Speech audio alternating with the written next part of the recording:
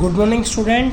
Class 10th subject physics, chapter हमारे पास 6 the human I and colourful world. आज हमारे पास topic है dispersion of light in nature.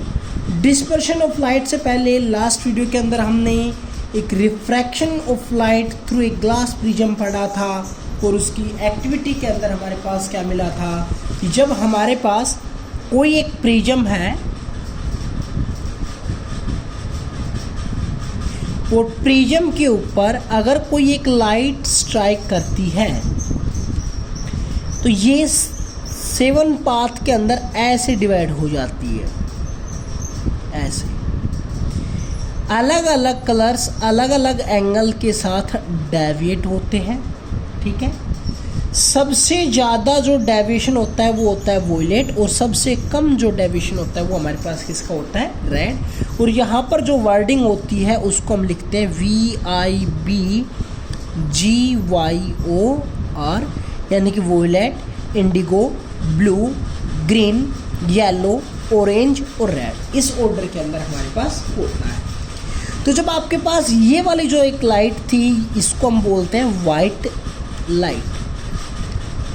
जब आपके पास कोई भी एक वाइट लाइट 7 कलर्स के अंदर जो डेविएट हो जाती है तो उसको हम बोल देते हैं डिस्पर्शन ऑफ लाइट।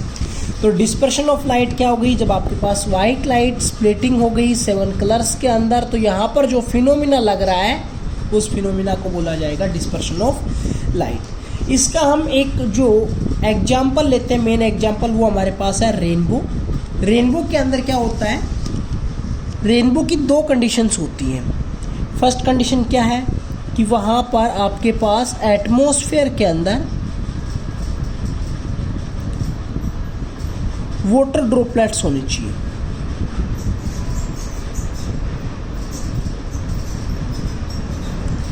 यानी कि जब बारिश होगी तो बारिश के कुछ टाइम के बाद, यानी कि 2, 4, 5, 10 मिनट के बाद, 20 मिनट के बाद जो आपका एटमॉस्फेयर है उसके अंदर छोटी छोटी वाटर ड्रॉपलेट्स एयर के अंदर प्रेजेंट होती है।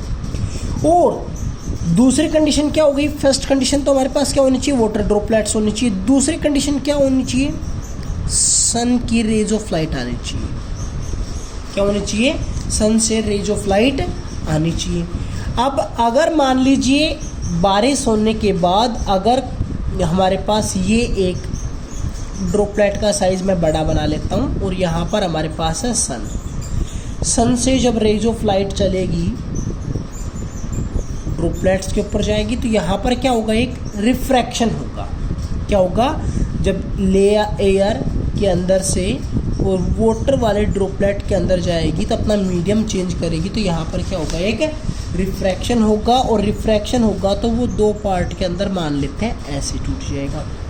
ये वाला पार्ट हो गया वोयलेट के लिए, ये वाला पार्ट होगा रेड के लिए और बीच में ऐसे 5 पार्ट और हैं, यानी कि टोटल कितने हो जाएंगे, 7। जब ये वाली रे यहाँ से अब वाटर से और एयर के अंदर नहीं जा पाएगी, यानी कि यहाँ पर क्या होना चाहिए, एक रिफ्रैक्शन होना चाहिए। क्या होना चाहिए, रिफ्लेक्शन होना चाहिए। तो मान लेते हैं ये वाली रे यहाँ से रिफ्लेक्ट करके इधर आ गई और यहाँ पर अब वो दोबारा से बाहर आएगी तो मान लेते हैं कि ये कुछ बैंड होके ऐसे चलेगी। यानी कि रे ऐसे जा रही थी, यहाँ पर रिफ्रैक्शन हुआ, ऐसे चली गई, यहाँ पर रिफ्लेक्शन हुआ, ऐसे चली गई और फिर ऐसे चली गई। अब जो ये पॉइंट आता है हमारे पास, ये पॉइंट हम डिस्कशन करेंगे कि ये रे ऐसे बैंड क्यों होती है। यानी कि इस वाले सरफेस के ऊपर तो रिफ्रैक्शन हो गया, यहाँ पर रिफ्लेक्शन हुआ, यहाँ पर रिफ्रैक्शन हुआ, ऐसा क्यों होता है। तो ये वाली रे ऐसे रिफ्लेक्ट हो जाएगी और फिर ऐसे चली जाएगी। ठीक है, हमारे पास ये बन जाएगा इसका डायग्राम जैसे कि यहाँ पर बनाया हुआ है।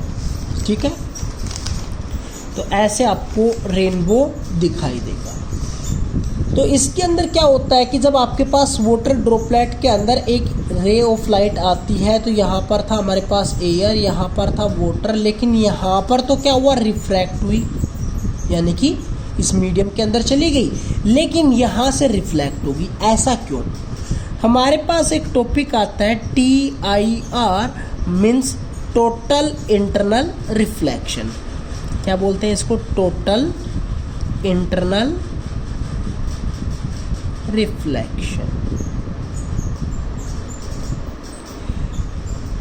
यानी कि अगर हमारे पास इस टोटल इंटरनल रिफ्लेक्शन के अंदर क्या होता है, angle of incidence, angle of incidence अगर आपके पास ग्रेटर देन होगा एंगल ऑफ क्रिटिकल के, angle of incidence is greater than to angle of critical, तो उस टाइम के ऊपर आपके पास ये रे अपने मीडियम को चेंज करके ना चेंज करके उसी मीडियम के अंदर रिफ्लेक्ट हो जाती है। अब क्वेश्चन अराइजेस हो गया हमारे पास, एंगल ऑफ क्रिटिकल क्या होता है, क्रिटिकल एंगल क्या होता है। देखो मान लीजिए ये मेरे पास दो मीडियम है, ये मैंने एक कोई कंटेनर ले लिया, इसके अंदर वाटर है और ये एयर है बाहर, यहाँ पर कोई एक ऑब्जेक्ट है, ठीक है।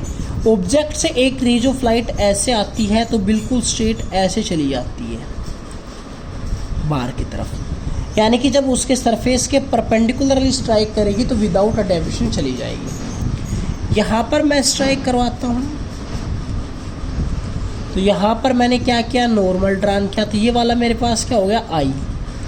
अब ये क्या करेगी, तो ये वाला मीडियम कौन सा हो गया, डेंसर, ये वाला हो गया रेरर। तो अब ये रे किधर से किधर जा रही है, denser to rarer. Denser to rarer क्या कहता है, अवे फ्रॉम नॉर्मल, मीन्स ऐसे जानी चाहिए थी लेकिन ये ऐसे चली जाएगी। अगर मान लीजिए मैं ऐसे लेके जाऊं और आई को बढ़ा देता हूं, यहाँ पर ये वाला एंगल मेरे पास एंगल ऑफ इंसिडेंस है, मैं इसको बढ़ा दिया, मैंने इंक्रीज कर दिया, इधर जितना जाएंगे उतना ही एंगल ऑफ इंसिडेंस इंक्रीज होगा। तो अब ये रे ऐसे जानी चाहिए थी, आई बढ़ेगा तो ये मान लेते हैं और बढ़ गया, और मैं थोड़ा सा और बढ़ा देता हूँ तो यहाँ पर अब ये वाला एंगल हो गया आई। तो अब ये वाला एंगल भी तो बढ़ेगा, तो एक कंडीशन ऐसी होगी आई की जहाँ पर आर की वैल्यू 90 डिग्री होगी, यानी कि एक वैल्यू ऐसी होगी एंगल ऑफ इंसिडेंस की, उस कंडीशन के ऊपर आर की वैल्यू क्या हो जाएगी, 90 डिग्री, और वहाँ पर जो ये एंगल ऑफ इंसिडेंस होता है इसको बोल देते हैं एंगल ऑफ क्रिटिकल, ठीक है। यानी कि अगर यहाँ पर आर की वैल्यू 90 डिग्री हो गई और मैं आई को अगर इससे और ज़्यादा बढ़ाता हूँ, तब ये उस दूसरे मीडियम में ना जाकर इसी मीडियम के अंदर वापस रिफ्लेक्ट हो जाती है। तो ये प्रोसेस होता है हमारे पास TIR का। तो ये जो वाटर ड्रॉपलेट थी, तो यहाँ पर रिफ्रैक्शन होगा, यहाँ पर रिफ्रैक्शन होगा, और यहाँ पर आपके पास क्या होगा, एक रिफ्लेक्शन होगा। तो इसकी ये दो कंडीशंस थी। अगला जो टॉपिक हमारे पास है, एटमॉस्फेरिक रिफ्रैक्शन। जो हमारे पास एटमॉस्फेयर है, यानी कि ये अर्थ है, अर्थ के चारों तरफ एयर है और एयर की भी लेयर है, मीन्स यहाँ पर एयर तो है लेकिन कुछ पार्ट तक उसकी एयर की जो डेंसिटी है वो अलग है, यहाँ पर इसकी एयर की डेंसिटी अलग है, यहाँ पर अलग है, यहाँ पर अलग है, ठीक है। तो अगर हम बात करें एक इस मीडियम के ऊपर और एक इस मीडियम के अंदर, जब आपके पास रेज ऑफ लाइट रेरर से डेंसर जाती है तो भी वहाँ पर क्या होता है, रिफ्रैक्शन होता है, ठीक है। अर्थ एटमॉस्फेयर के ऊपर बहुत सी लेयर मानी जाती हैं, ठीक है, और डिफरेंट लेयर की अलग अलग डेंसिटी होगी। अगर हम बात करें, जितना ऊपर जाते जाएंगे डेंसिटी डिक्रीज होती हुई चली जाती है। डेंसिटी क्या होती है, जैसे कि मान लीजिए ये अर्थ है, अर्थ के ऊपर एक बार यहाँ पर देखा तो यहाँ पर डेंसिटी है D1, यहाँ पर देख रहा हूँ तो डेंसिटी D2 है, यहाँ पर देख रहा हूँ तो डेंसिटी D3 है, means D1 is greater than to D2 और D2 is greater than to D3। ऐसे डेंसिटी क्या होती हुई चली जाएगी, डिक्रीज होती हुई चली जाएगी, ठीक है। तो इसके लिए अगर हम देखें तो यहाँ पर जो अर्थ के सरफेस के नज़दीक वाली लेयर होगी तो ये वाला मीडियम कहलाएगा डेंसर, और इससे ऊपर वाला इसके कंपैरिजन में क्या हो जाएगा, रेयर। यानी कि ये वाली डेंसिटी और इस वाले डेंसिटी का अगर हम कंपैरिजन करें तो near the surface of earth denser medium, और उससे थोड़ा ऊपर चलते हैं तो रेयर। लेकिन अब हम इन दो पार्ट की बात करें तो इन दो पार्ट के लिए ये वाला पार्ट हो जाएगा डेंसर और ये वाला पार्ट रेयर। अगर आप इन दो पार्ट का कंपैरिजन करेंगे तो ये रेयर और ये डेंसर। मतलब जब आपके पास एक रे ऑफ लाइट एक लेयर से दूसरे लेयर के अंदर जा रही है तो ऊपर वाली रेयर और नीचे वाली डेंसर। तो मीन्स रेज ऑफ लाइट कहाँ से कहाँ तक ट्रेवल कर रही है, रेयर टू डेंसर, और रेयर टू डेंसर करती है तो टूवर्ड्स द नॉर्मल ट्रेवल करेगी। ठीक है, हमारे पास इसके कुछ एग्जाम्पल्स हैं। ट्विंकलिंग ऑफ स्टार जो है उसके पीछे जो कारण है वो भी आपके पास कौन सा है, atmospheric refraction. We can see the sun of few minutes even after it has actually set, यानी कि जब आपके पास सनसेट होता है उसके बाद भी आप उसको देख सकते हो। ऐसा क्यों? ये वाला एग्जाम्पल, ये अर्थ है, यहाँ पर अर्थ के ऊपर ऑब्जर्वर लिया हुआ है, ये उसकी हॉरिजॉन्टल। अगर मान लीजिए ये कोई भी एक कर्व है और इसकी हॉरिजॉन्टल से नीचे, अब जो मेरी मान लीजिए पेन की जो निप है अगर यहाँ पर है तो क्या आप देख पा रहे हो? नहीं देख पा रहे, क्योंकि ये इस हॉरिजॉन्टल से नीचे है। तो मीन्स अगर आपके पास हॉरिजॉन्टल से नीचे कोई एक ऑब्जेक्ट होता है तो उसको आप नहीं देख पाते हैं, लेकिन यहाँ पर काफ़ी लेयर्स हैं और उन लेयर्स की वजह से इस ऑब्जेक्ट की इमेज यहाँ पर बना लेता है अपीरेंट, क्योंकि बीच में मान लीजिए 5 लेयर है तो 5 बार रिफ्रैक्शन होगा, और अगर लास्ट वाले रिफ्रैक्शन को मैं लास्ट के अंदर एक्सटेंड करता हूँ तो इस ऑब्जेक्ट की इमेज यहाँ पर बन जाती है जो कि हॉरिजॉन्टल से ऊपर बनता है।